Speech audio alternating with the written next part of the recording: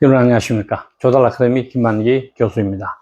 오늘은 지난주에 있었던 법무부 율촌, 제가 고문으로 율촌에서 진행되었던 K방송 브리프 2책입니다. 그래서 우리 저를 포함해서 12분의 사실은 방산 분야의 전문가들이 공개한 이 책을 가지고 저희가 세미나를 좀 진행을 했었습니다. 그래서 많은 분들 참석해 주신 걸 다시 한번 진심으로 감사를 드리고, 발표는 뭐 시간 관계상 여러 가지 배경 때문에 3분 정도 발표를 했고, 나머지 북컨서트를 동시에 진행을 했습니다. 그래서 저희가 세미나 이후에 좀 많은 분들이 또 문의도 해주시고, 이 책 내용에 대해서 추가적인 말씀도 해주시고, 그래서 상당히 보람있는 시간을 가졌습니다. 그래서 오늘은 지난주 세미나에서 이 말씀을 드렸던 강의 중에서 제가 진행한 꼭 한 부분, 미국의 실질적인 방위산업 전략 보고서가 어떻게 우리 한국 방위산업의 대미 수출에 영향을 미칠 수 있는지, 이런 것들에 대해서 조금 말씀을 드리고자 합니다. 우선 기본적으로 큰 틀에서 보시면 미국 연방정부 중에서 우리 국방부가 전체 1000조 원의 조달 규모 중에서 60.1%를 차지하게 됩니다. 뭐 사실은 실질적으로 거의 3분의 2 이상의 조달 금액들이 미 국방부에 관련된 획득과 조달, 연구개발에 들어간다고 보시면 되겠죠. 그래서 요즘 최근에 회자되는 것 가운데 한국의 조선 산업이 새로운 돌파구가 될 것이라는 다양한 그런 예측들이 많습니다. 물론 뭐 작년부터 또 한국의 그런 조선 기업이 미 해군의 수송함을 또 MRO 사업을 추진하고 좋은 성과를 거두는 게 좋은 그런 시발점이 된 것 같습니다. 근데 사실은 상당히 오래전부터 부산 지역에 있는 한국의 중소기업들이 미 해군의 작은 규모의 지원함, 또 수송함, 이런 것들에 MRO를 진행을 해왔었습니다. 물론 이번 그 대형 수송함은 4만 톤이 넘기 때문에 이런 큰 규모의 미 해군 수송함을 MRO 한 건 처음입니다. 그러다 보니까 많은 분들이 이게 지금 전략적으로 미 해군이 한국 조선업에 대한 엄청난 기대를 하고 있는 것인가, 아니면 어떤 내부적인 MRO의 스케줄상에 문제가 있어서 잠시 지나가는 그런 기회인가를 두고 의견이 분분합니다. 오늘 제가 말씀을 드리고자 하는 것은 미국 국방부가 이러한 단발성의 획득이나 조달을 진행하지는 않는다는 말씀을 드리게 됩니다. 그래서 이 근간에 가장 중요한 그 정책적인 방향성을 제시한 게 바로 NDIS입니다. 그게 National Defense Industrial Strategy, 그래서 미 방위산업 전략 보고서입니다. 이 전략 보고서는 향후에 미국의 국방산업, 특히 방산업이 어떤 방향과 목표를 가지고 미 국방부가 가지고 있는 다양한 형태의 전략을 반영해서 전력을 현체적으로 유지하고, 소위 말해서 중국의 평창주의나 특히 인도 태평양 지역에서 군사적인 밸런스를 맞출 것인가에 대해서 초점이 있습니다.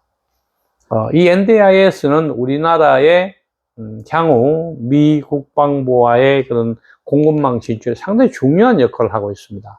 제가 이 책에서 다루었던 것처럼 NDIS를 제가 제대로 이해를 해야만 우리 한국의 기업들, 특히 조선업뿐만 아니고 뭐 항공에 관련된 MRO라든가 다른 그런 다양한 형태의 조달 사업을 전략적으로 준비하는 기업들한테 방향성을 일단은 이해할 수 있을 것 같고, 또 그에 따라서 구체적으로 무엇을 어떻게 준비해야 되는지를 고민할 수 있는 아주 중요한 정책이라고 볼 수 있습니다. 이 정책은 기본적으로 미 국방 산업이 지금 현재 있는 미국의 다양한 그 내부적인 문제, 예를 들면 C3 노후되고 산업 현장이 사실은 전문 인력이 많이 부족하기 때문에 미국이 전통적으로 가지고 있던 자체적인 그런 산업 역량으로는 미국의 군사적인 소위 말해서 역량, capability를 지원하기가 어렵다는 그런 차원에서 한국을 포함한 우방국들하고 협력해서, 예를 들면 좀 더 플렉시블한, 좀 더 이렇게 효과적이고 좀 더 능동적인 그런 조달 시스템이나 획득 시스템을 운영한다든가, 아니면 그 우방의 그런 다양한 형태의 공급망의 역량을 활용한다, 이런 큰 틀에서 우리나라 기업들에게 상당히 많은 시사점이 있는 이런 정책들입니다. 그래서 이 NDIS를 정책적으로 만든 다음에 실행 계획으로 NDIS IP Implementation Plan, 소위 말해서 실행 계획을 만들어 나가게 됩니다. 실행 계획의 하나로 또 RSF라 그래서 Regional Sustainment Framework라 그래서 어떻게 보면 지역 유지보수 프레임워크라고 생각을 하시면 됩니다. 이 RSF는 상당히 중요한 상징적인 의미가 있는 실행 계획인데, 이 RSF는 한국을 비롯한 싱가포르, 일본, 호주를 RSF의 MRO를 집중적으로 지원할 수 있는 전략적인 파트너로 지정하고 있습니다. 물론 한국만 들어가 있는 게 아니기 때문에 궁극적으로 이 틀 안에서 이런 우방 국가들과 경쟁을 하게 됩니다. RSF의 가장 핵심적인 골자는 뭐냐 하면, 과거에 중앙 집권식으로 만들어져 있던 이 MRO의 운영 체제를 지역 분산형으로 바꾼 겁니다. 예를 들면 취람대에 관련된 MRO 사업이나 기타 여러 가지 문제에 대해서는 지역에 있는 리저널 파트너, 소위 말해서 인도 태평양 지역에 있는 한국을 비롯한 이런 파트너들에게 사업을 수행할 수 있게끔 도움을 청한다. 그래서 RSF의 가장 핵심적인 내용은 뭐냐면, 미 국방부 가지고 있는 해군을 비롯해서 뭐 공군 다양한 형태의 그런 전투 무기 체제를 운영하기 위해서 유지보수가 중요하지 않습니까? 이 MRO 사업을 효과적으로 하기 위해서 나토를 포함한 지역 우방 국가들의 역량을 어떻게 보면 최대한 활용해서 미 국방부의 그 전략을 또 전투력을 유지한다, 이런 체제에서 보시면 되고, 그러기 위해서는 사실은 좀 더 가깝게 공급망의 그런 확충이랄지, 또 미국 기업과 또 미 국방부와의 원활한 소통을 통해서 다양한 형태의 협력 체제를 만들게 됩니다. 자, 그러면 작년에 수행했던 한국 기업이 수행했던 MRO 사업은 우연히 지나가는 그런 기회가 아니라, 지금 말씀드렸던 NDIS, 그 다음에 NDIS IP, Implementation Plan, 실행계획, 그리고 RSF, 지역 유지보수 프레임워크의 포괄적인 큰 그림에 따라서 한국으로 사실 기회가 주어졌다고 볼 수 있습니다. 물론 이런 기회가 얼마나 구속적으로 또 지속이 돼서 어떤 분들은 성급하게 어떻게 보면 뭐 우리가 신주 사업에 참여할 수 있지 않겠냐 이런 말씀도 하시는데, 다음 시간에는 우리가 일반적으로 알고 있는 존스 액트와 타이틀 10의 차이를 좀 말씀을 드리겠습니다. 우리 한국 그 선박 회사들이 조선업이 미국에 있는 함정을 뭐 MRO나 또 어떻게 보면 신주 사업에 참여하지 못하는 이유가 존스 액트에 있다고 말씀하시는데, 그거는 잘못된 이해입니다. 그래서 존스 액트는 상선에 관련된 것들이고, 미 국방에 관련된 함정의 건축과 또 건조와 MRO는 타이틀 10이라는 또 다른 법령 때문에 사실은 접근이 지금 현재로 봐서는 가능하지 않게 되어 있습니다. 이 부분은 다음 시간에 좀 더 구체적으로 다뤄보도록 하겠습니다. 그래서 오늘 말씀드리는 핵심적인 골자는 뭐냐면, 이 책에서 제가 주장하는 것은 우리 한국 기업이 미 해군의 그런 부족한 MRO의 역량을 보충하기 위해서 4만 톤급 이상의 수송함을 성공적으로 MRO 사업을 한 건 정말 좋은 뉴스입니다.